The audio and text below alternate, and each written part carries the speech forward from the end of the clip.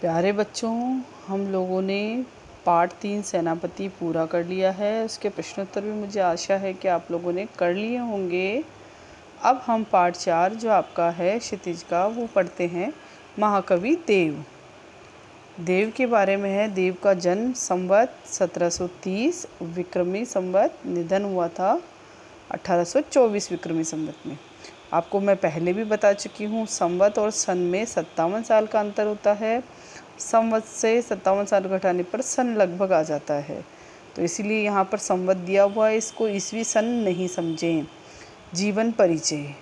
रीतिकालीन काव्य परंपरा में विशिष्ट स्थान रखने वाले महाकवि देव का जन्म विक्रम संवत 1730 विक्रमी में हुआ। इनके ग्रंथों से ज्ञात होता है कि ये इटावा के रहने वाले थे। इस संबंध में एक उक्ति प्रचलित है।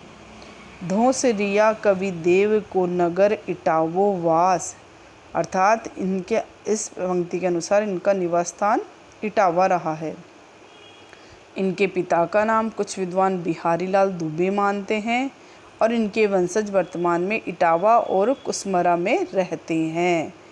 देव की रचनाओं की संख्या 52 कही जाती है, किंतु इनकी प्रमुख और प्राप्त रचनाओं में भाव विलास, भवानी विलास, कुशल विलास, रस विलास, काव्य रसायन, देव चरित्र, अष्टयाम, सुजान विनोद, प्रेम तरंग आदि हैं।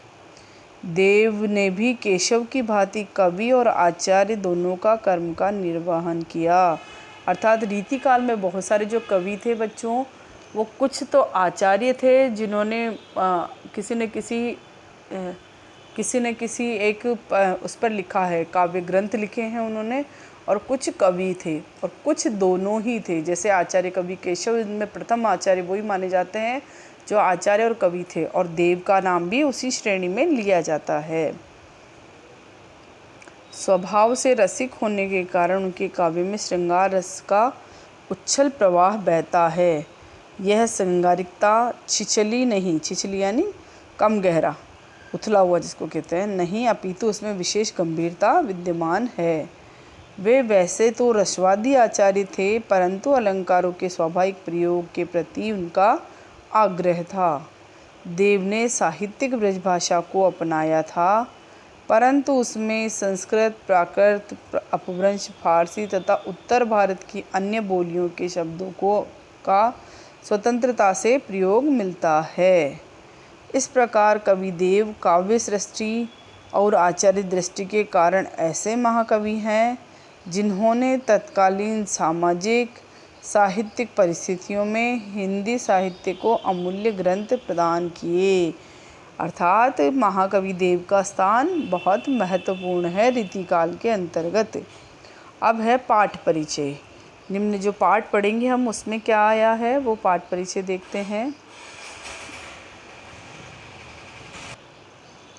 यहाँ निर्धारित कविता में देव ने अपने आराध्य श्री कृष्ण का गुण कथन किया है, यानी गुणगान किया है। सांवरिया श्री कृष्ण के पाँव में घुंघरू के मधुर स्वर झंकृत हो रहे हैं। वे पीत बसन में सुहावने लग रहे हैं। माथे पर मोर मुकुट है, नयन चंचल है, मंद हंसी चेहरे पर शोभायमान है। कृष्ण के लोक प्रचलित स्वरूप को कवि ने अभिधा में समग्रता के से उपस्थित कर दिया है। देव को पैचीले मजमून की बुनावट में निपुणता हासिल थी।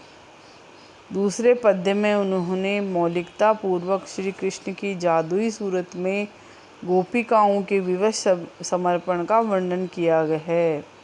तीसरा पद्य स्मृति एवं स्वप्न कविता का संगम है। नायिका का स्वप्निल संसार उसके जागते ही खो जाता है। स्वप्न में सुखद मिलन है और जागरण में जुदाई। यह विडंबना ही कविता की मौलिकता एवं खूबसूरती है। ये पाठ परिचय हो गया। 3 पद उनके दिए हुए हैं। पहला पद श्री कृष्ण का गुणगान करता है, दूसरा पद गोपी के बारे में है, और तीसरा पद है जो उनका स्मृति और स्वप्न दोनों का ही संगम स्थल है। पहले पद को हम देखते हैं।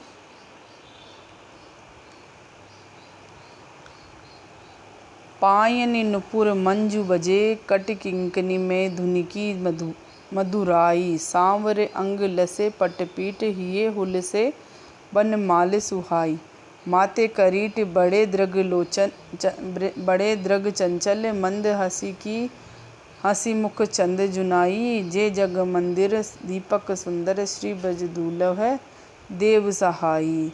पायनि नुपुर मंजू बजे, कि पैरों में तो उनके घुंघरू बज रहे हैं, और घुंघरू सुंदर, पैरों में उनके सुंदर घुंघरू बज रहे हैं। कट किंकिनी में धुनि की मधुराई, और कटी प्रदेश यानी कमर पर, किंकिनी यानी जो करधनी है, कनकती इसको बोलते हैं, उसकी धुनि बहुत मधुर सुनाई दे रही है। सांवरे अंग लसे पट्टपीठ, और सांवरे के जो सांवले श्री कृष्ण हैं उनके अंगों में पीताम्बर उन्होंने जो पहन रखा है वो बड़ा ही सुशोभित हो रहा है। लसे यानी शोभायमान हो रहा है। ये हुल से वनमाल सुहाई, और अपने हृदय पर उन्होंने तुलसी और वनमाला को धारण कर रखा है, सुशोभित हो रही है। माथे किरीट, माथे पर बड़ा सारा टीका है। बड़े द्रग चंचल, और बड़े बड़े उनके चंचल नेत्र हैं। मंद हसी मुख चंद जुनाई, और जैसे जैसे वो मंद मंद हंसते हैं तो ऐसा लगता है जैसे चंद्रमा भी उनके आगे फीका है, या चंद्रमा भी उनके आगे शर्मा रहा है। और उनके मस्तक पे मुकुट भी विराजमान है। माथे किरीट, मुकुट, और उनके नेत्र बड़े चंचल हैं, और मुख रूपी चंद्रमा पर मधुर मुस्कान छुप रूपी चांदनी शोभित हो रही है। जे जग मंदिर दीपक सुंदर, श्री ब्रज दूल्हे देव सहाई। कि ऐसे सजे धजे ब्रज के दूल्हे श्री कृष्ण आज